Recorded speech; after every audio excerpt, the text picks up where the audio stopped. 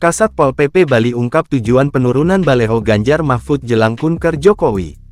Satuan Polisi Pamong Praja, Satpol PP, Bali menurunkan sebuah baliho bergambar Ganjar Pranowo dan Mahfud MD, bakal calon presiden dan bakal calon wakil presiden dari PDI Perjuangan (PDIP) di sekitar Balai Desa Batu Bulan, Kabupaten Gianyar, Provinsi Bali, pada Selasa tanggal 31 Oktober tahun 2023.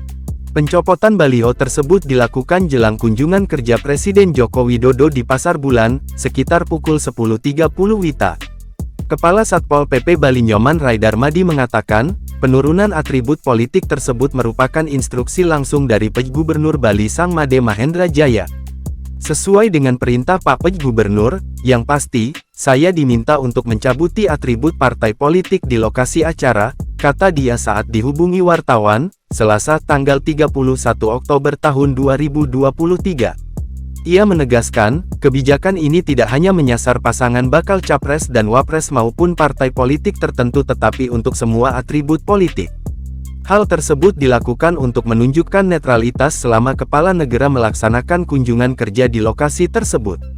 Tidak memandang itu bendera PDIP, Ganjar Mahfud MD, enggak ada urusannya, enggak ada kaitannya. Untuk membangun suasana netral itu sebenarnya, mungkin menurut saya karena benar juga sih agar tidak terkesan memihak salah satu, kata dia.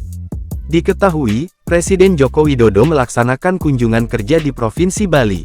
Mulanya Presiden meninjau SMK Negeri 3 Sukawati dan Pasar Bulan, Kabupaten Gianyar. Dari sana, Jokowi bersama rombongan dijadwalkan makan siang di sebuah restoran di Renon, Kota Denpasar. Selanjutnya, Jokowi juga dijadwalkan menghadiri Kongres World Hydropower di Bali Convention Center Nusa Dua, BNCC Kabupaten Badung, Bali.